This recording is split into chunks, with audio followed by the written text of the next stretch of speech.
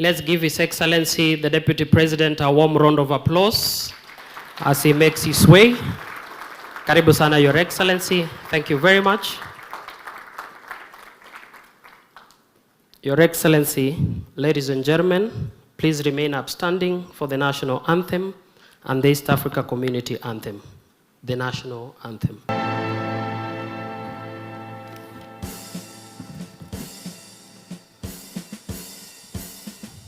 E Mungu twaomba uilinde Jumuiya Afrika Mashariki, tuwezeshe kuishi kwa amani, tutimize na malengo yetu. Jumuiya yetu sote tuilinde, tuwajibike, tuimarike, umoja wetu ni nguzo yetu, idumu jumuiya yetu. Your Excellency, ladies and gentlemen, please resume to your seats.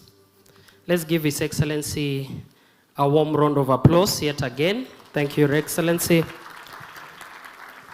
Your Excellency, the Deputy President of the Republic of Kenya, Honorable Professor Kithure Kindiki, the Cabinet Secretary for Environment, Climate Change and Forestry, Dr. Deborah Barasa, Principal Secretary is present, Ms. Diana Dalton, Deputy British High Commissioner and Development Director, Ambassador Ali Mohammed, Special Envoy for Climate Change, Executive Office of the President, Ms. Elizabeth Press, Director, Accelerated Partnerships for Renewables in Africa, the Governor, Makueni County, His Excellency Mutula Kilonzo Jr., Nairobi Deputy Governor, His Excellency Honorable Njoroge Moshiri, the Chief Executive Officer, Kenya Investment Authority, Mr. John Mwendwa, Captains of Industry, invited guests, delegates, ladies and gentlemen, good morning. Your Excellency, with your kind permission, allow me to invite my co-host, Mr. Mark Masai, to come and guide the rest of the program. Let's give him a warm round of applause as he makes way.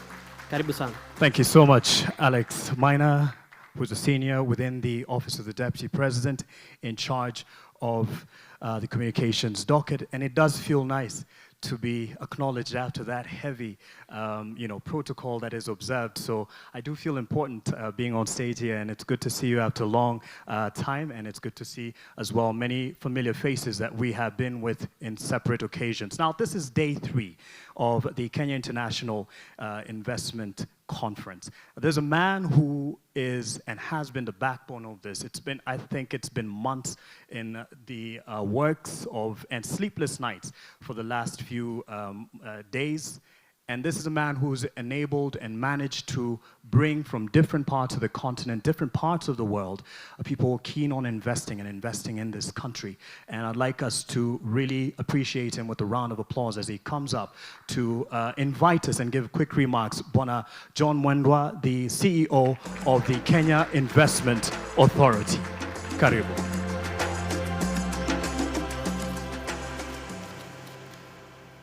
Your Excellency, Professor Kithure Kindiki, the Deputy President of the Republic of Kenya, senior government officials who are here, international investors, all protocols observed.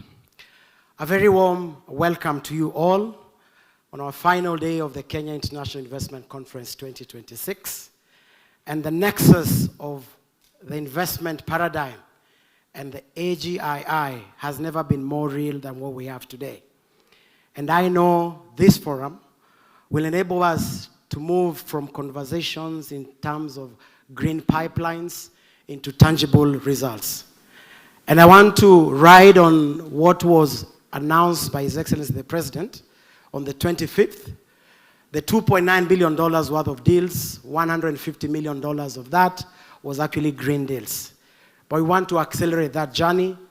And that is why at the Ministry of Investments, Trade and Industry, through the Kenya Investment Authority, we have launched a green aspect of our investment deal room to accelerate conversations around how to really fast-track investment projects that are green in nature.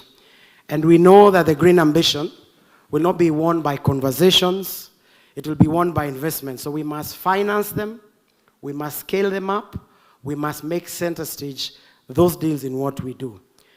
And because mine is just to welcome you, and it's a very short session, allow me, because some of you are here for the first day today, but you haven't been with us for the last 2 days, to invite you to just join us briefly, to show you what we showed everybody on the first and the second days, a short story about the investment landscape in the Republic of Kenya. I thank you. Kenya, the largest economy in East and Central Africa and the 6th largest on the African continent, offers investors a stable market growing at a rate of 5% annually. This isn't just a place to pour eco-lodges, to electric vehicles. Kenya is redefining sustainable living at scale. From all corners of our country to the region's capital, our road, rail, and air networks connect businesses to opportunities. This is Africa's Silicon Savannah, where technology powers inclusion and innovation drives growth. Fintech moves billions daily, with mobile money connecting people and driving businesses. Home to 85% of East Africa's tech startups, Kenya is the continent's digital gateway, ranked #1 in Africa on startup funding. At the Nairobi Securities Exchange, capital flows with confidence, fueling enterprise and new frontiers of opportunity. One of the best performing stock exchanges in Africa. Supported by a robust banking and financial ecosystem, Kenya is a regional financial hub on the continent. Across special economic zones and industrial parks with progressive fiscal benefits, opportunities scale fast. Invest in Kenya for clear incentives, investor protection, and a robust legal framework. Our greatest strength is our people, young, skilled, visionary. They are not waiting for the future. They are building it every day in every corner of our land. Home to more than 300 multinationals and growing, and the only United Nations headquarters in the global south, including UNEP, Kenya stands as the environmental capital of the world. We are predictable, competitive, and open for business.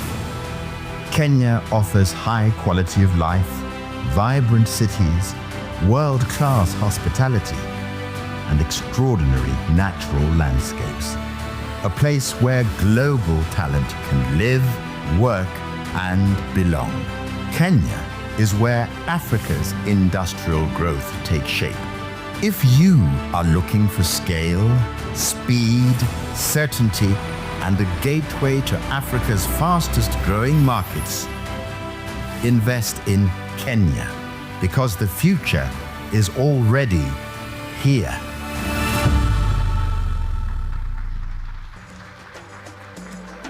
Leaves little wonder as to why we have the Kenya International Investment Conference 2026 being hosted right here. And to the Kenya Investment Authority and team, well done for this initiative. And today's initiative is centering on the Africa Green Industrialization Initiative.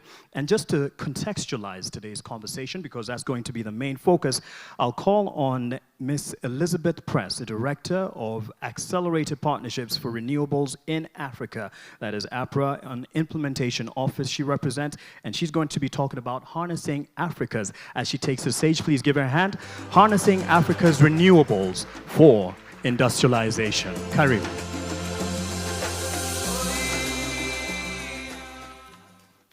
Thank you very much, Excellency, distinguished guests, ladies and gentlemen. I'm so happy to be here, and I want to tell you a story. But before I do that, I just want to check, is this the PowerPoint? Yes, it is. Okay. So energy is rarely the most glamorous topic in the room. We really don't think about it very much, except for the small percentage of us who work here. But it becomes a very big issue when the price jumps, when shipment is delayed, the lights go out, transport costs rise, food becomes more expensive, and suddenly energy is all that everybody talks about. So today's discussion will be about how we harness renewable energy for industrialization. And I want to put a global context before you, give you a few numbers to try to understand where the world is going, how Africa fits in, and how we in Kenya can actually harness this opportunity. So this story will be in 3 slides. The first slide is about direction. So the global power mix is changing, and you can see it, like this is about 20 years. We still don't have a 2025 numbers. They will come out soon, but the trajectory will not change. In 2024, we had more than 90% of capacity added from renewables.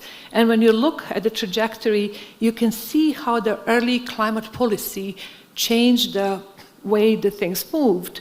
But once, when the cost of renewable technologies went down, once when technologies improved, and when the greater understanding was gained how renewable energy are not just about the capacity, but also about the job creation, economic development, and energy security, the markets took over. So now this trend is actually unstoppable. And if you're like me, you actually don't know what a gigawatt is. I really struggle with conceptualizing what a gigawatt was. So I put these numbers on the side to show you what this 2024 means in the global context. So we had about 9,300 gigawatt of power capacity globally, the entire world. And you can see that renewable energy made up almost half of it. The other half is the fossil fuels and nuclear capacity combined.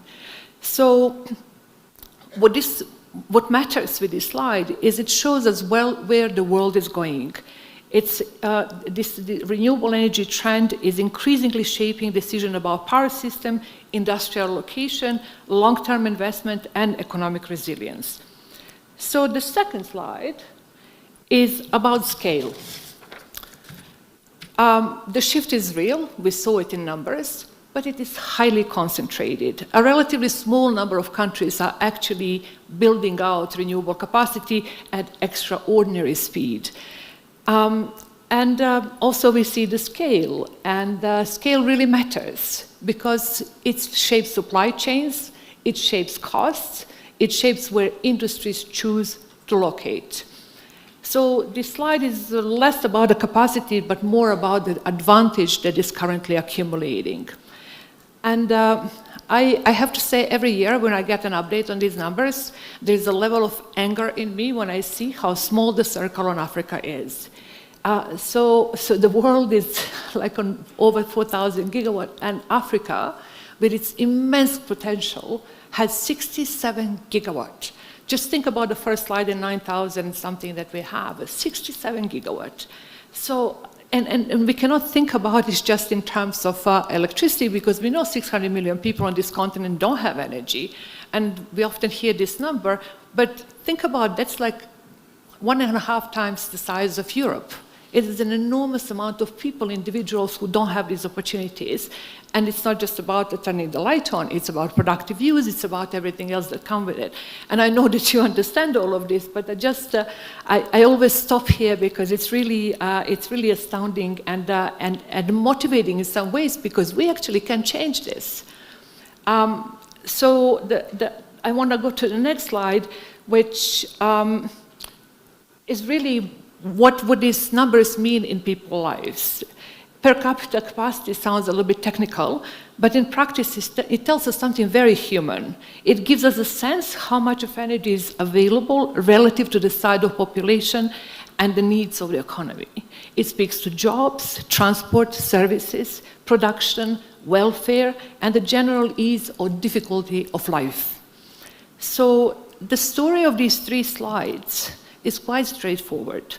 They show the world is moving quickly in a new direction based on renewables. They show that scale is concentrated in a handful of places. And it shows that Africa has some work to do. So I'm sure that all of us are watching the news non-stop, because the energy is very much in the news nowadays. And I was trying to put another slide together, but I ran out of time. But I know the number. When you combine the imports of crude oil, LNG, LPG, and the refined products of oil and gas, 53 countries, African countries, are net importers. We are importing energy insecurity. We are importing things that we don't need because we have indigenous capability to change. So I'm hoping that today we will be able to take this to the next level and really consider how Africa's renewable base, which is immense, can be used to actually change this trajectory. And so next year when we come, maybe we're going to have a different number. Thank you so very much. Asante Sana for laying that context. And now to follow on in the same breath and to start us off on a high-level opening forum on Africa's green industrialization imperative, I'll call on Ambassador Ali Mohammed, the Special Envoy for Climate Change, for his remarks. Let's give him a hand as he comes to stage.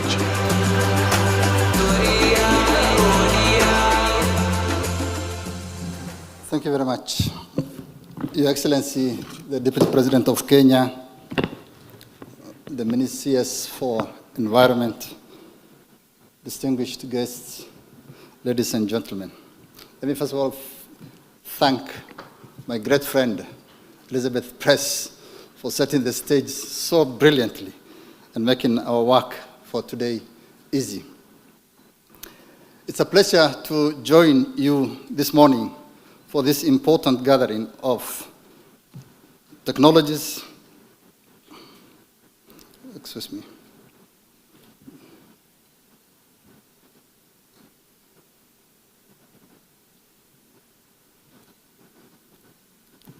to give the opening remarks for this Africa Green Industrialization Initiative Forum under the Kenya International Investment Conference 2026. Let me first of all begin by thanking my great friend, John Mwendwa, who has made and done an astounding job over the last few days in marketing our country. Over the past 2 days, we have explored Kenya's investment landscape. Today, as my friend Elizabeth has outlined, we bring that discussion into a broader continental frame, how green industrialization can support African growth, Africa's competitiveness, value addition, and Africa's economic resilience. It is definitely a very timely moment for that discussion.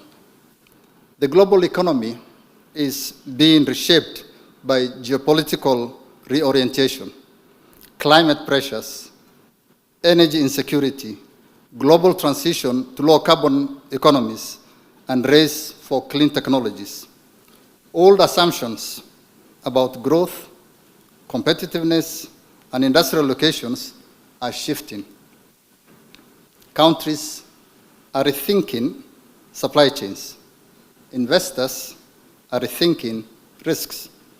Industry is rethinking where future production will be anchored. And this presents a strategic opportunity for all countries, for Kenya and for Africa, to reposition ourselves. This is where Africa's Green Industrialization Initiative, in short called AGII, comes in. In 2023, His Excellency President Ruto, together with other African leaders, launched the Africa Green Industrialization Initiatives, a bold vision to drive investment in green sectors. Launched at a global climate summit, COP28 in Dubai, the initiative reflects a deeper reality that as climate risks intensify, resilience and efficiency are becoming economic priorities, with limited action reshaping global trade, finance, and industrial strategy. AGII is built on a clear proposition that Africa can industrialize differently, can build competitively, can move faster up the value chain, and can do so in a way that strengthens resilience and advances climate positive growth. Working in tandem with another ambitious continental initiative, the Accelerated Partnership for Renewable Energies in Africa, that is led ably by Elizabeth Press, my great friend, AGI is helping bring together power, infrastructure, logistics, and industrial demand within a single framework so that industrialization is approached as a system rather than a collection of standalone projects. In fact, only last week, the World Bank published a new report reaffirming that industrial policy must once again be part of every country's national policy toolkit. This was a significant shift of the World Bank from decades of promoting liberalization, privatization, and integration into global value chains. This reflects a new global reality, one shaped by geopolitics, supply chain fragilities, technological race, and national security considerations. We all know that the current crisis around Iran and the Strait of Hormuz has exposed the fragility of systems built on imported hydrocarbons. When energy security depends on shipping lanes, choke points, and volatile commodity markets, every geopolitical shock becomes an economic shock. The whole world is today feeling that again now. But we also have the tools to change. Bloomberg recently noted that while Europe remains exposed on gas, its power system has become more resilient because a larger share of electricity now comes from renewables. And we've seen the global trend, almost equal, renewables and fossil fuels. This goes directly to competitiveness and energy security. The market trend is equally clear. As we heard from Elizabeth, renewables in 2005 supplied only 19% of global electricity. And last year, nearly half of installed global power capacity was renewables. This is not just an energy trend, it is the direction of the world economy. Capital is moving there, industry is moving there, and serious economies are moving there. And yet, Africa remains dramatically under-positioned. Today, the entire African continent has some 70, I think it was 74 on the screen, gigawatts of renewable power capacity. Compare that to China, which has about 1,800 gigawatts. Africa today, we know, has 1.5 billion people. China is comparable, about 1.5 billion people. So we are looking at a broadly comparable population scale and a completely different level of energy buildup. 30 years ago, China rose in the age of globalization. Africa's opening is different. Ours is being shaped by digitalization, renewable-based electrification, and climate resilience. That is the platform on which the next era of competitiveness will be built. This is why AGI matters. For decades, Africa has struggled with a simple but damaging disconnect. Energy projects without demand are difficult to finance. Industrial projects without reliable and affordable power are difficult to scale. The result is familiar. Generation that does not unlock industry, an industry that does not compete because the power is too weak, too costly, or too uncertain. AGI is designed to solve and overcome that problem. Power is not treated in one silo, energy in another, and infrastructure somewhere in between. All are structured together. Industry demand is identified, connected to reliable clean power, aligned with logistics regulations, infrastructure, and offtake, moving from isolated projects to investable systems to reduce risk early. That is how green industrialization is becoming real, and it opens very concrete opportunities. Green fertilizer linked to agricultural transformation, mineral processing linked to dedicated clean power, data centers, and digital infrastructure anchored in reliable electricity. Green iron, and over time, hopefully, green steel, where Africa's resources base and renewable potential create a comparative advantage. Institutional clean cooking, where aggregated demand from schools, hospitals, and prisons can anchor local manufacturing, clean energy systems, and supply chains.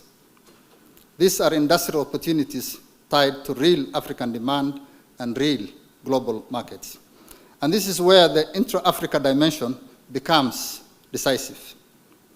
No serious green industrial strategy will be built on fragmented national markets. A product made with clean power in one African country should move competitively across the continent under rules that reward value addition and Africa production. Green ammonia, for example, produced in Kenya should be able to reach Ghana, Malawi, Zambia, and other countries in the continent within a continental market architecture that supports industrial growth. Green industrialization at scale will depend on intra-Africa trade, regional value chains, and the ability of countries to specialize and trade with one another. That is why the institutional foundation matters so much. Following the second Africa Climate Summit that was held last September in Addis Ababa, the Africa Continental Free Trade Area was given the green light to establish the AGII Secretariat here in Nairobi. And African development finance institutions and leading banks committed to mobilize at least US $100 billion in support of this agenda. That sends an important signal. African institutions are prepared to invest in African industrial future. Good progress is being made to close the persistent gap between policy ambition and practical implementation, aligning policy, infrastructure, and finance to support bankable, investment-ready opportunities, policies that promote shift from simply trading with Africa to co-building with Africa. Encouragingly, we are already seeing signs of this shift. Several African countries are adopting policies, including measures to retain more values from their resources. Since 2023, when AGII was launched, at least 13 countries have introduced export restrictions on key minerals to support domestic value addition. And governments and subnational entities are mobilizing capital through innovative approaches such as green and sustainable bonds to finance climate-resilient infrastructure. Your Excellency, the Deputy President, distinguished ladies and gentlemen, just to emphasize again, Africa does not lack opportunity, and we've had that severally here. Africa does not lack capital in any absolute sense.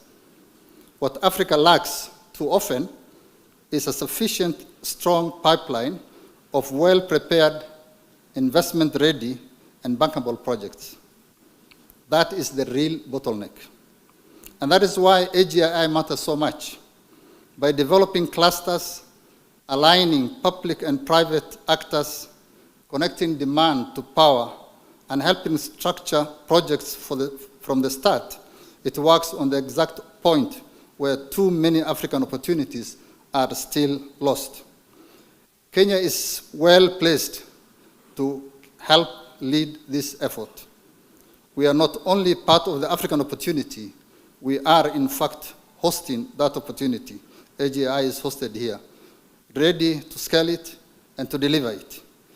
Kenya, as we've heard, offers the cleanest and most reliable power systems globally, a growing ecosystem in electric mobility, clean cooking, and sustainable agriculture, a credible framework for high-integrity carbon markets, and a strategic gateway to the continental market and AfCFTA. This week's discussions have shown that opportunities are plentiful. They are investable. They range from industrial clusters to clean cooking, from fertilizer to digital infrastructure, from regional logistics to value-added processing. The question now is delivery. Competitiveness will depend on speed, clarity, and consistency in regulations, in infrastructure, in logistics, in trade facilitation, and in the quality of project preparation. Capital, of course, responds to confidence, and confidence comes from execution. So the message to our investors is straightforward. Africa's green industrial opportunity is real. It is growing. And in many sectors, the first mover advantage is still available. The geopolitical case is strong. The renewable-based energy security argument is clearer. African institutions have already shown that they are ready to commit serious capital. Now we need to match that commitment with implementation. The Nairobi Declaration, adopted by African leaders in 2023 during our first inaugural Africa Climate Summit, embraced the vision of climate-positive growth and set a target of 300 gigawatts of renewable energy by 2030. But that target was never only about closing the energy gap. It was about laying the foundation for competitiveness, for industrialization, and for greater resilience across our economies and communities. We hope that this KICO convening will strengthen the partnerships required and bring realization of this agenda. I thank you once again. Thank you very much. Thank you, Ambassador Ali Mohammed, for your remarks. And right next, I'd like to call from the Deputy High Commissioner's Office, Diana Dalton, and she's also in charge of development within the British High Commission here in Kenya. Let's give her a hand.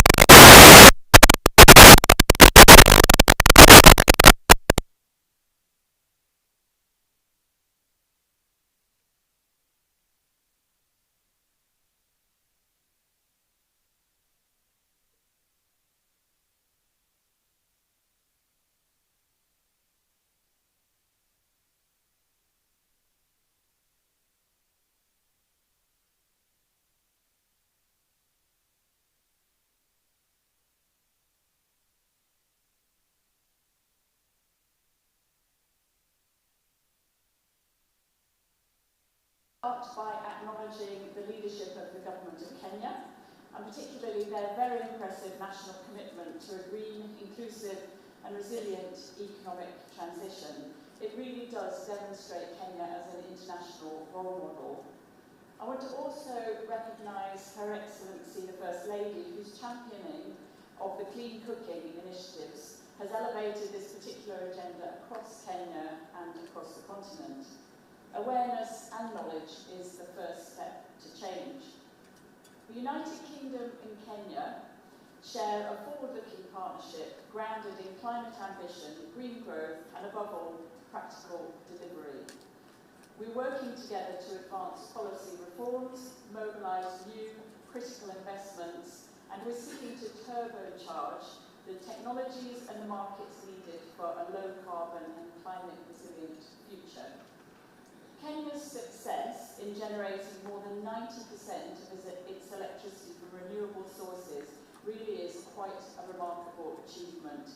It's comparable with the performance of countries like Scotland, where I've been living for the past 12 years, or Norway, and both are big hitters on clean energy, clean green energy. And like Kenya, they too are beautiful countries with so much environmental richness to protect, while serving their populations and supporting economic growth, including in the most remote and difficult to reach areas. Kenya's choices and actions have impact beyond the country's borders. It demonstrates what Africa's green industrialization can. Vision, investment and partnership all come together. With clean power, progressing so well as one pillar of the transition, clean cooking logically must come next. Across Africa and here in Kenya, most households and institutions still rely on firewood and charcoal. And this has consequences that we're all aware of. Deforestation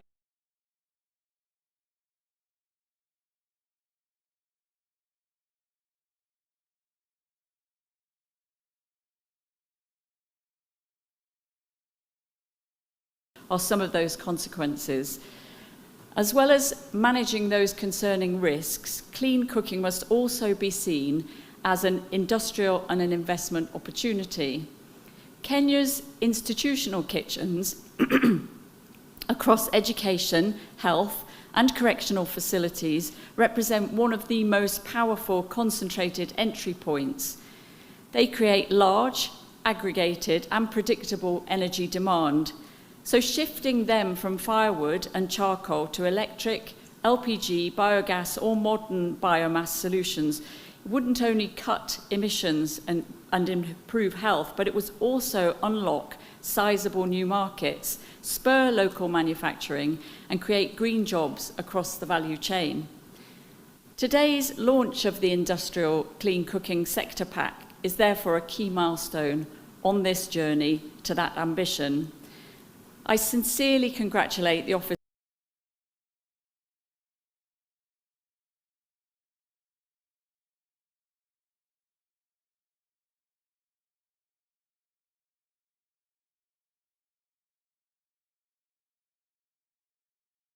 aggregated demands from schools, hospitals, and other institutions can generate bankable pipelines, they can attract blended finance, and they can stimulate locally manufactured technologies and fuels.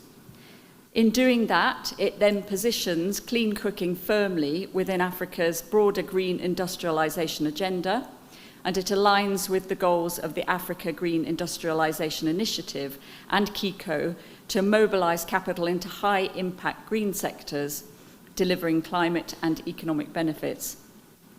So, of course, we in the UK are delighted to be supporting this work.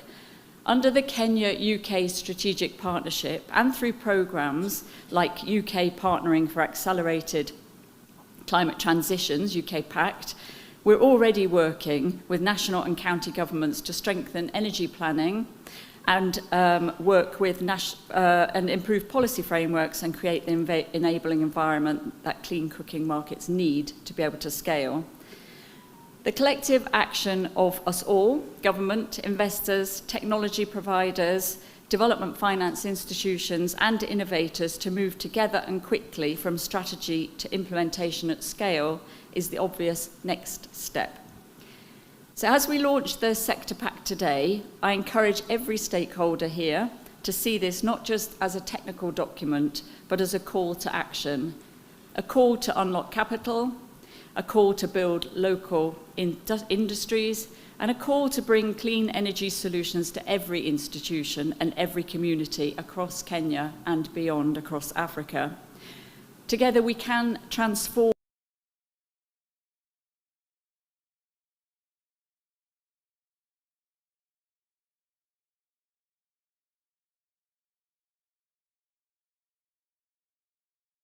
Kenya on its green industrialization journey, learning from it as we test those new approaches.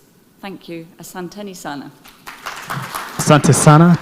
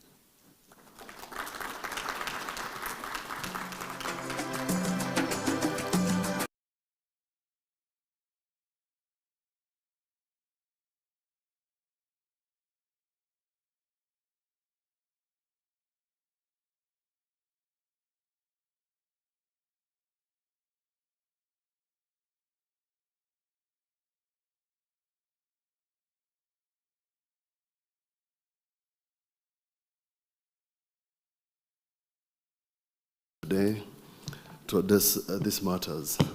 We, and me being the team leader, Makueni, are listening to these things. Preach to our choir. These are the things we have done through UK Pact on the energy plan, energy policy, forest restoration action plan, county environment plan, and with the current statistics and what you have read, we have no choice. We should speak to this a little more. I just want to make one or two remarks on this matter so that we can bring this to greater perspective.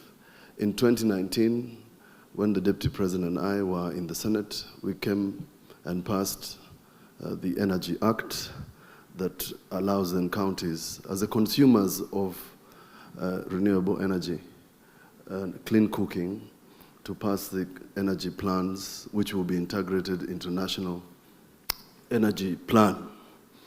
That has not worked well. We need to work a little faster. Makueni has already done it. In Makueni, we have one principle, which I lead. We are prepared to pilot anything, including piloting. Yes. And even this morning,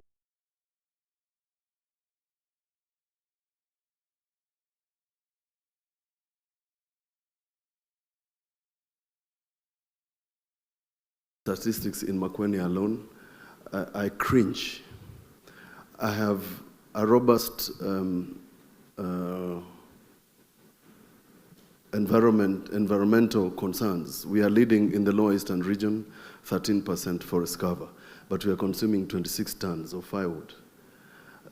In the institutions we are talking about, that is schools, 900 schools, secondary, 1,200 public, 63 vocational training centers, 241 health facilities.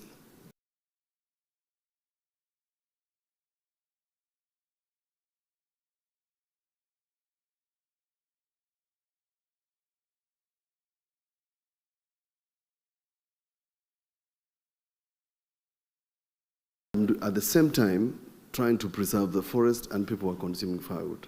So when I sit here, I think, and looking at the map presented by Elizabeth, I know what we are talking about. So we are in the correct place. I'm here to sign a memorandum of understanding on these matters, and I hope all of us can pick up these issues and think about what I am saying, and let me bring this to reality. You know, sometimes we use large acronyms, and it gets confusing.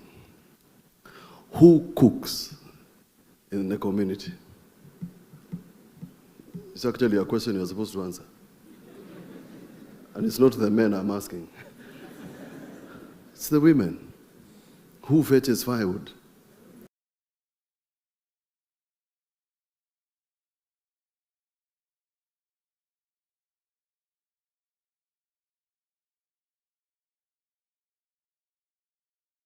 Talk about clean cooking. We are protecting the mothers of this country, who are the fulcrum of the families.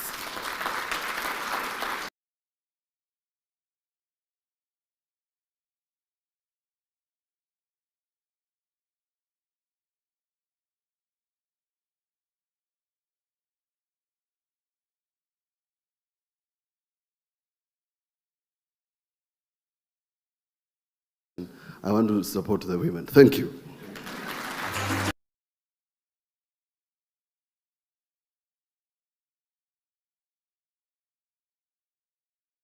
I'm honored to join you today in this forum in Nairobi, the environmental capital of the world, by virtue of hosting the UN headquarters on environment.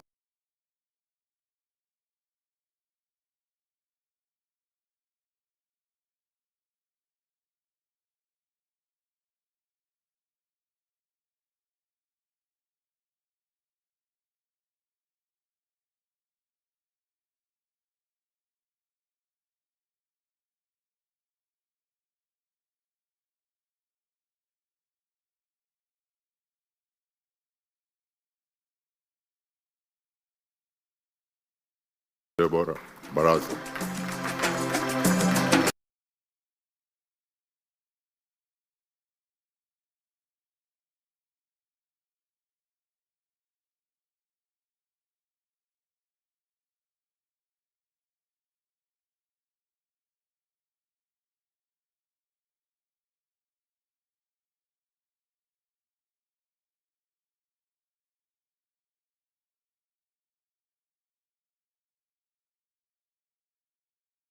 observed, ladies and gentlemen, good morning. It is an honor to join you today at the 4th edition of the Kenya International Investment Conference. I welcome you all to Kenya.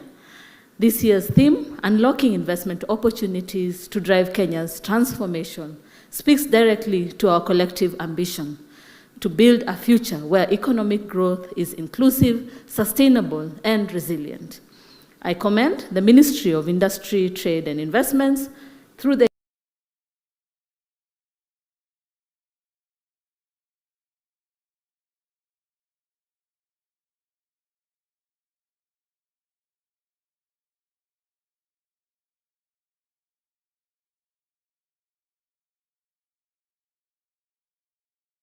is not just an opportunity, but an imperative fact requiring a conducive policy environment that encourages innovation, attracts investments, and ensures equitable resource use.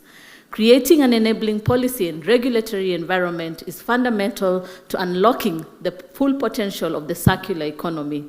It involves designing forward-thinking laws, incentives, and standards that stimulate private sector participation, facilitate sustainable waste management practices, and promote the reuse, recycling, and repurposing of materials.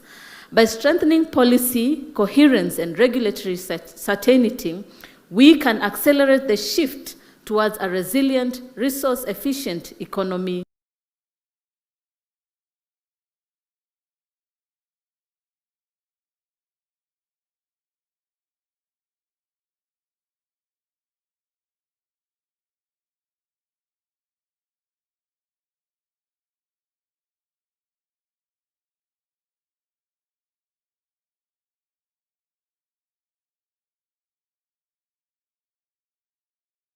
Similarly, scaling up clean energy innovations can drive industrial growth while safeguarding human health and the environment.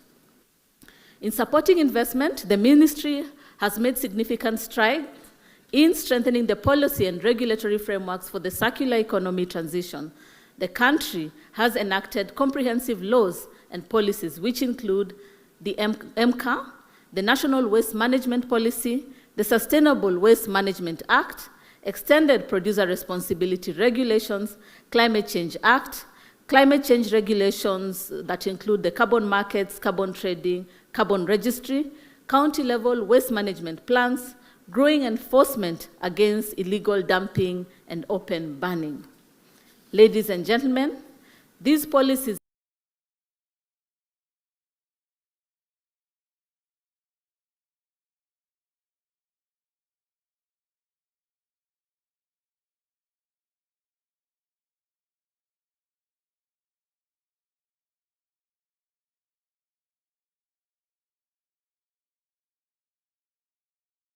composting and biofertilizer products, circular industrial parks, and digital platforms for waste traceability and EPR compliance, among others. Globally, circular models are unlocking billions of dollars in value, reducing greenhouse gas emissions, and building resilient supply chains. Kenya is at the forefront of this transition in Africa. Let us set a regional benchmark.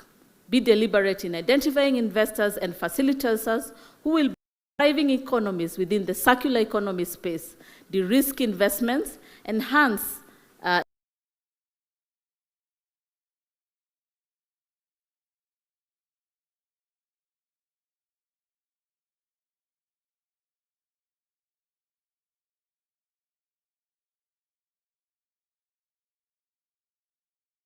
Equally, advancing clean cooking solutions presents a vital opportunity to improve public health, reduce environmental degradation, and promote energy access for all Kenyans. By fostering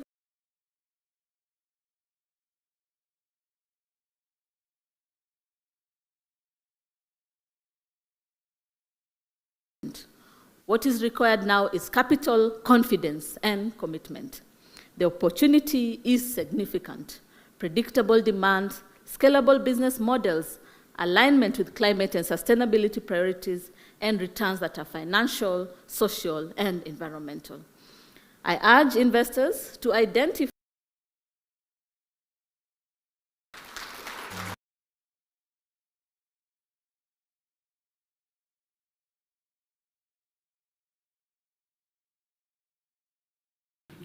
participate in this very important event. I never knew when I joined politics, I didn't know that I'll miss my days in my previous life as an academic. So events like this ones are very nostalgic. They remind me of the good old days when I used to speak about fine things every day.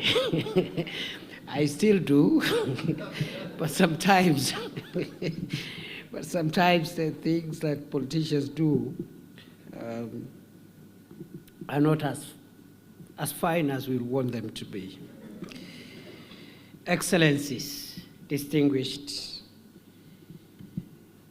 leaders from public sector, private sector, diplomatic community, ladies and gentlemen, good morning. I'm honored to be here today, and I bring you greetings from the President of Kenya, Dr. William Ruto, himself a very strong advocate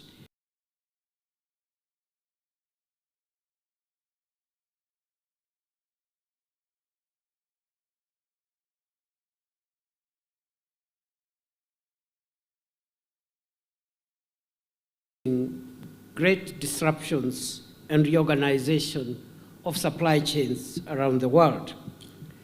Climate commitments are reshaping industry. Investors are looking for destinations that combine sustainability, competitiveness, and long-term growth. And in this emerging global order, we see this as Africa's moment. Africa today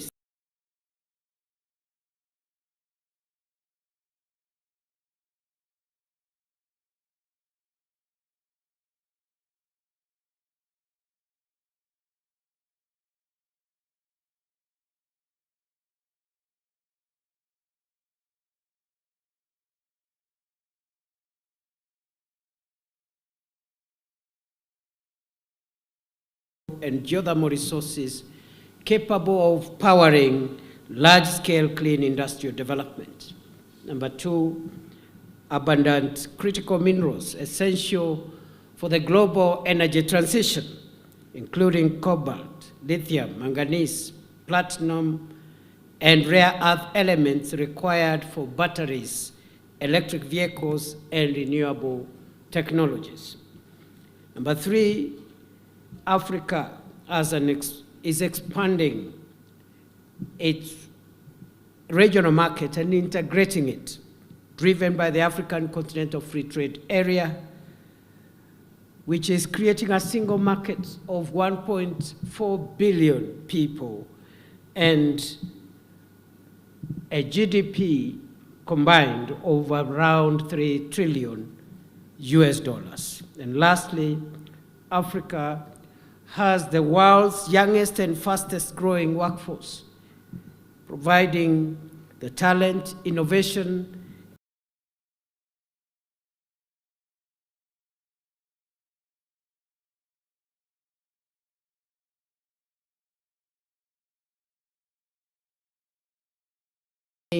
low in Africa.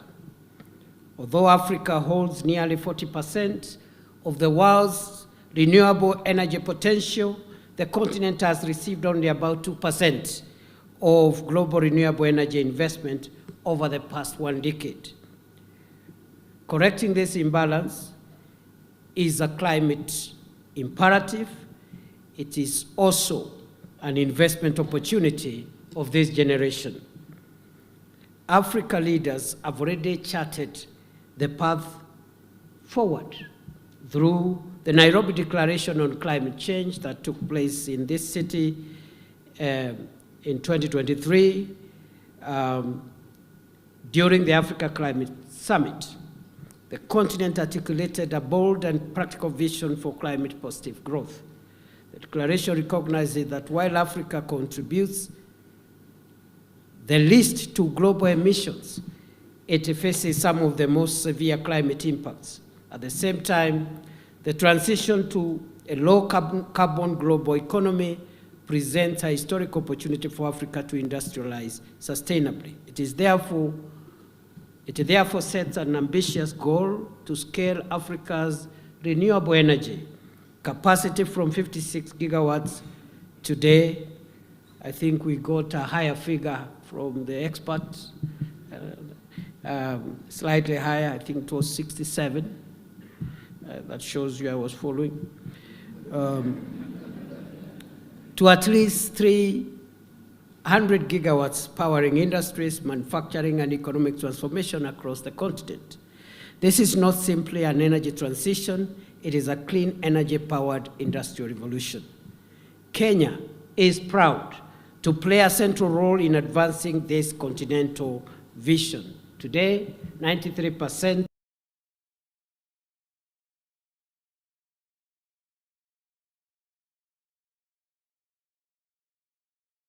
is Kenya among the world's leaders in clean energy. For investors seeking to build low-carbon manufacturing platforms, Kenya offers a compelling proposition.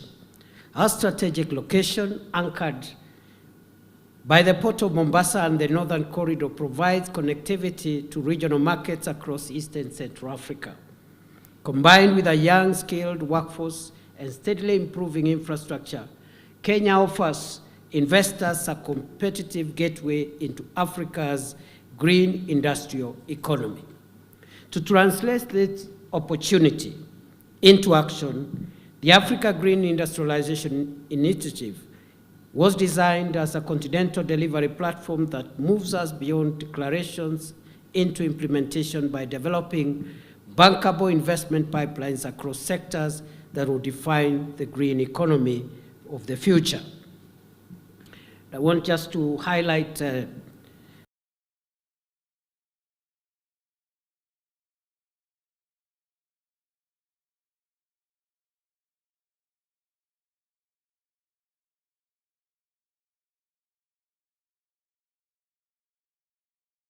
scaling solar, wind, geothermal, and hydropower while strengthening transmission and regional power systems to support industrial growth. The second sector is in critical minerals and value addition.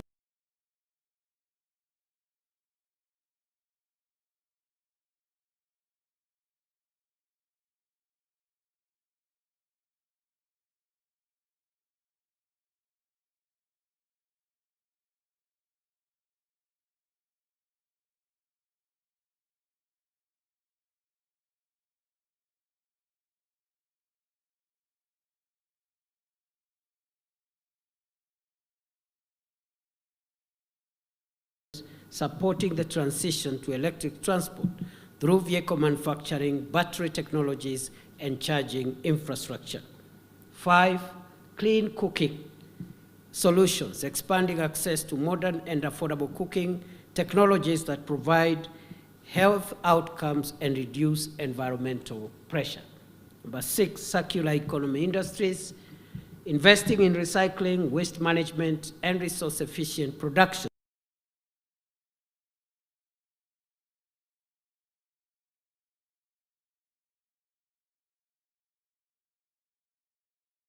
Developing alternative fuels such as green hydrogen and sustainable aviation fuels to decarbonize global transport. Together, these sectors represent transformational investment opportunities capable of generating millions of jobs while accelerating global decarbonization. And therefore, as Government of Kenya,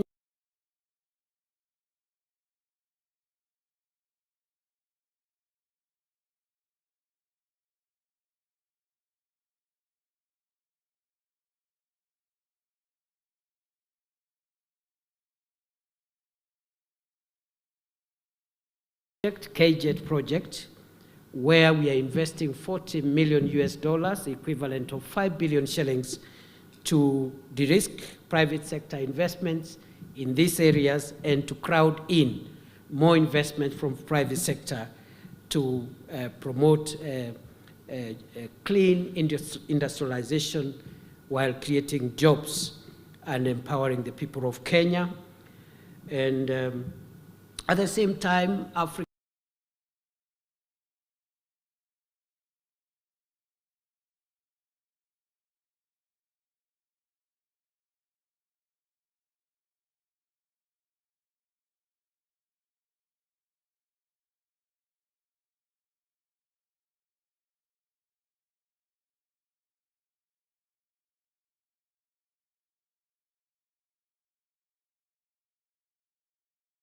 as a strategic green investment opportunity. This is particularly true in institutional clean cooking, a long overlooked subsector despite its scale and aggregated demand across schools, hospitals, and correctional facilities. Under the leadership of His Excellency President Ruto, Kenya has committed to achieving universal access to clean cooking by 2028, including the transition of public institutions, especially schools, to modern cooking solutions, sending a strong and clear signal to investors and partners. Achieving this transformation, Excellencies, ladies and gentlemen, will require significant investment. The global transition to low-carbon economy is estimated to require between $4 to $6 trillion annually. Africa must capture a meaningful share of its capital. As governments, our responsibility is clear to provide policy clarity, regulatory certainty, and you've heard from the minister what we are doing in that space, and credible project pipelines. Development finance institutions must deploy blended finance. I think this has been spoken to before by previous speakers, and risk mitigation instruments, while the private sector must step forward as the primary driver of innovation and investment. Investors today are not looking for aspirations, they are looking for credible projects, structured pipelines, and reliable partnerships. The AGII Forum therefore focuses on translating ideas into bankable opportunities and facilitating real transactions across clean energy, sustainable industries, and green value chains. In this regard, I am pleased to note that today we are launching the Institutional Clean Cooking Investment Sector PAC, which moves us from ambition to clearly defined investment pipeline. Kenya's National Cooking Transition Strategy estimates that approximately $430 million is required to achieve universal access to clean cooking at the household level. We are also unveiling a Burn Manufacturing Electric Cook Stove, a flagship example of how innovation, manufacturing, and clean energy can come together to deliver affordable electric cooking solutions at scale. In addition, we are presenting a circular economy investment prospectus, highlighting the opportunities in recycling waste, management, and resource-efficient industries that can create jobs while reducing environmental impact. These demonstrate that Africa's green industrial transition is not theoretical, it is practical, investable, and is already underway. Excellencies, ladies and gentlemen, the transition to green global economy is inevitable. The only question before us is where the industries of the future will be built. As a country, Kenya is ready to work with partners across Africa and around the world to unlock this extraordinary potential and opportunity.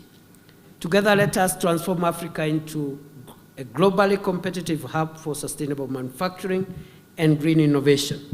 Let us ensure that the next chapter of global industrialization is written in Africa and powered by Africa's green energy. Ladies and gentlemen, before I exit the stage, let me just summarize what I have said in one sentence, which is that about one generation ago,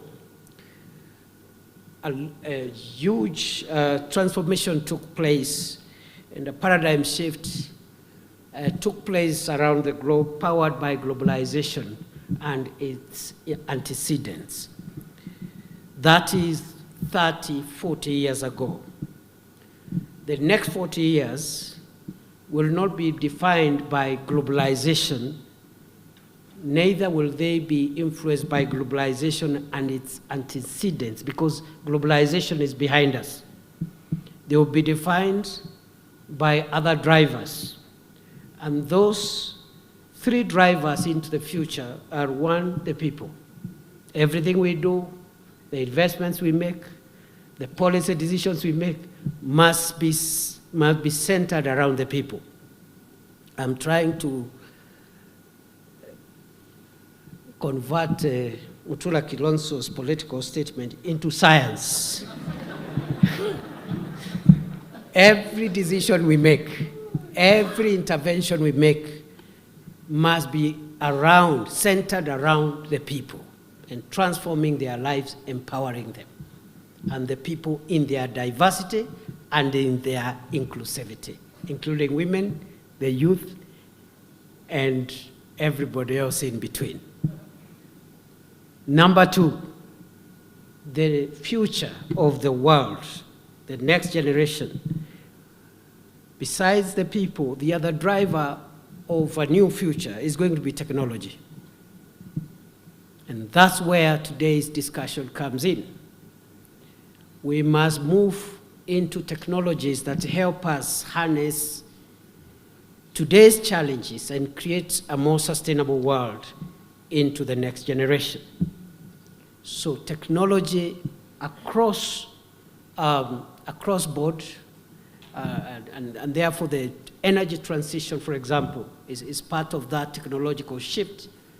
Digitalization and the move from the physical to the digital is going to be another technology issue around the future of the world. The third and last driver, besides the people and technology, is going to be partnerships. The public sector driven reform and public sector driven change is not going to be tenable in the future for various reasons. That the public sector around the world does not have all the ideas that we need to define our future.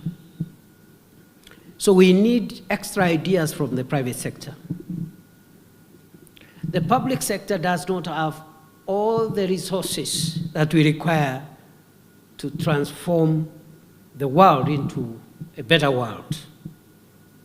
And therefore, we will need to tap into investments and private sector capital. And the only way to blend the ideas of the public sector, the resources of the public sector with those of the private sector is through initiatives like these ones. And that's why, for us in Kenya, we are very keen on public-private partnerships that are going to define our world into the future, including areas where it was thought that it was government space in terms of infrastructure, including energy infrastructure. We don't have enough ideas. We don't have enough resources. We need to partner with private sector and allow private sector to put in their money and their ideas, de-risk the private sector's investments, and that's why we are putting $40 million in KJET, but we want to crowd in maybe 10 times, 20 times, 30 times resources, in terms of resources from the private sector. So in a nutshell, 1 generation from now, Africa, the place of Africa in the global economy, a generation from now, will be defined by what measures we take and how fast we hook into the drivers of the future.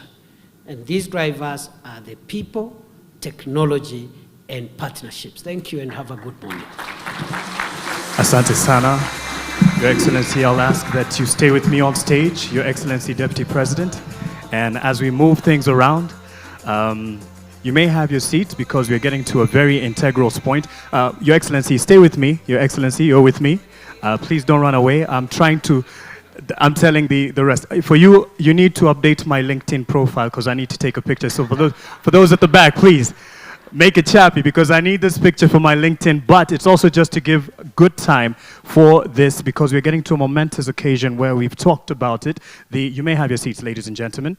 You will be standing as he exits, but we are getting to a very important milestone, which is the signing of an MOU between the county government of Makueni, and you have governor here, you'll take one seat, as well as CLASP. And I'll call on Emmanuel Aziebor, who is the Senior Director Africa for CLASP, to be here for this momentous occasion as we sign, and it is witnessed by His Excellency the Deputy President, Professor Kithure Kindiki, as they sign this particular agreement and MOU. Let me just give a bit of a context, and they're flanked, of course, by their representatives from the county government and as well from CLASP, and also the legal department, and making sure that everything is aligned.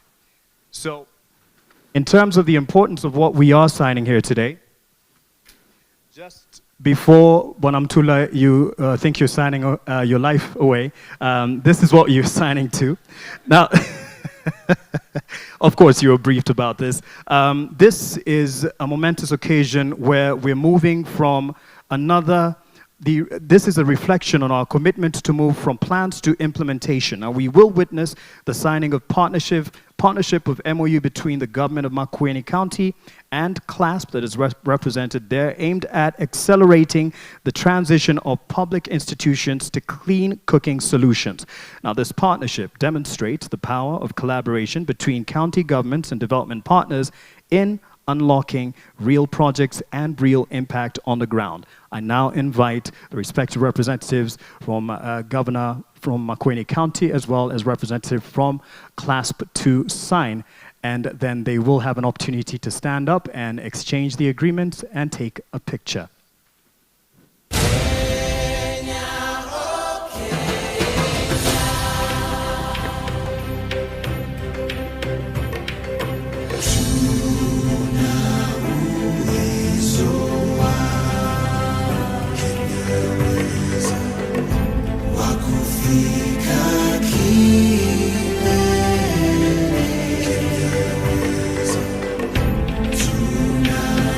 Sana. Now let's, as they stand up and exchange the MOU agreement that is signed, let's give them a hand as well as they exchange this. And smile for the camera right there as we take the picture to mark this particular point where we are moving from plans to implementation. Asante sana. And yes, you may have your seats now. And we move to another, to Deputy President Utabaki na sisi on stage for the next momentous occasion where we would want to launch the institutional clean cooking sector pack. I believe, yes, Bonamtula, you may have your seat, and also the representation from CLASP, you may have your seat after you're content with the picture that you've taken. And now we can have our seats. And Deputy President, you'll still be on stage with me for the next momentous occasion where we are launching the institutional clean cooking sector pack.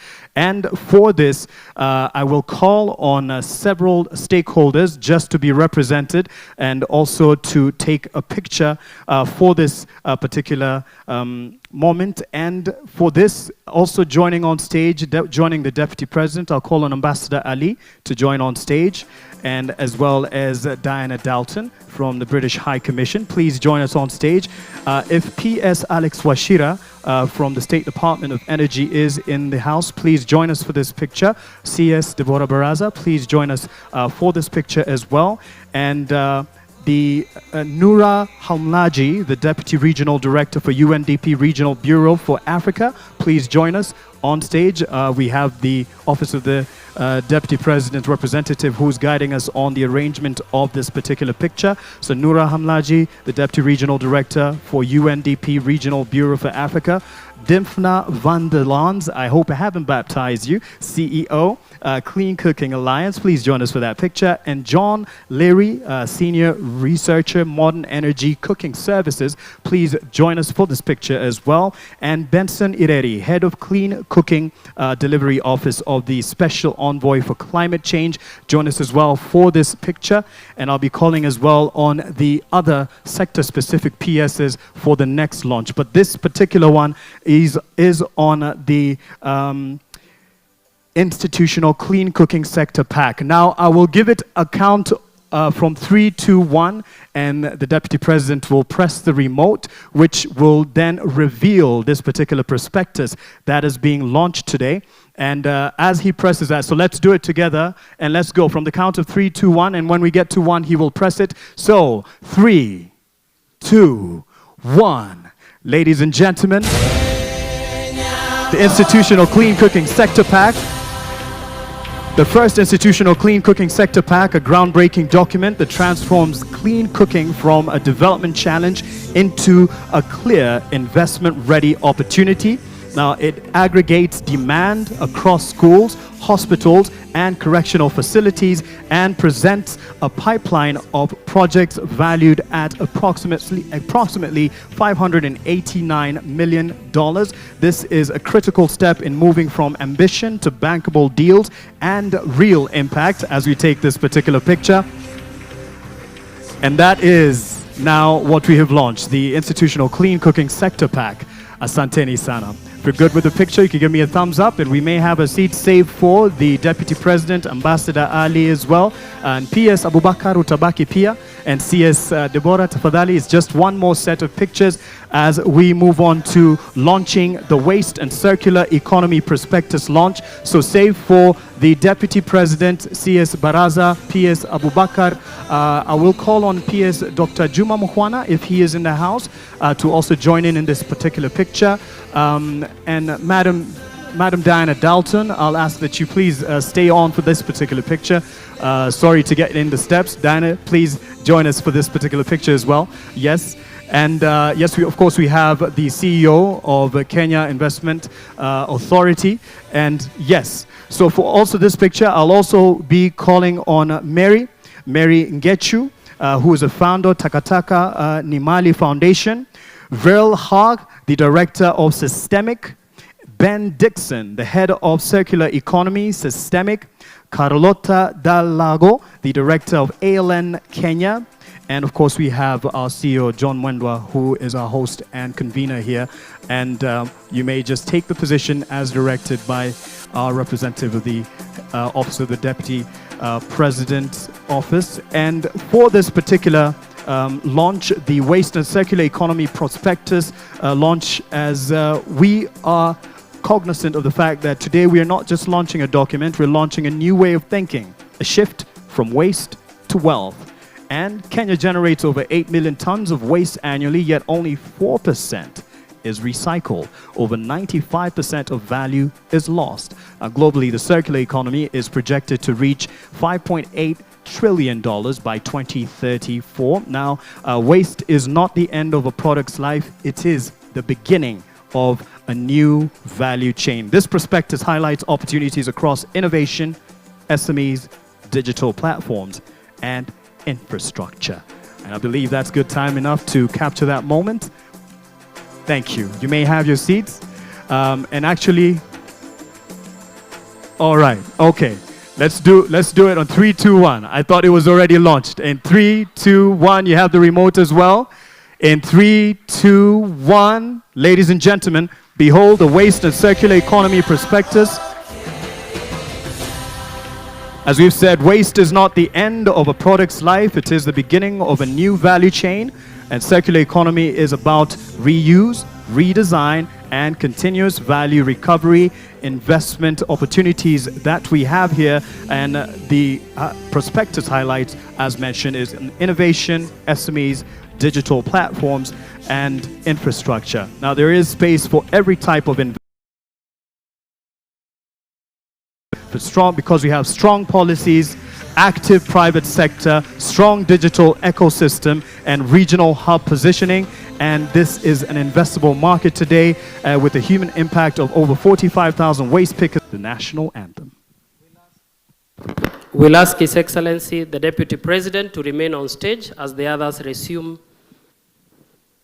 to their areas, and we remain upstanding. See, Professor Kithure Kindiki, you may now exit. Please remain standing as he leaves. Asante sana. Let's give him a round of applause of appreciation. Thank you so much for gracing this occasion, as he's accompanied by the CS, PSs, and our top delegates. I will now ask you to still remain standing. Once they are out, I'll give some direction as we get into the tea break.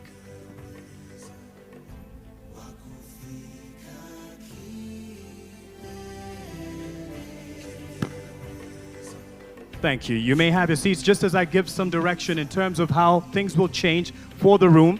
As mentioned earlier, this will be Kilimanjaro 1, and it will be one of the side event venues. And for those who came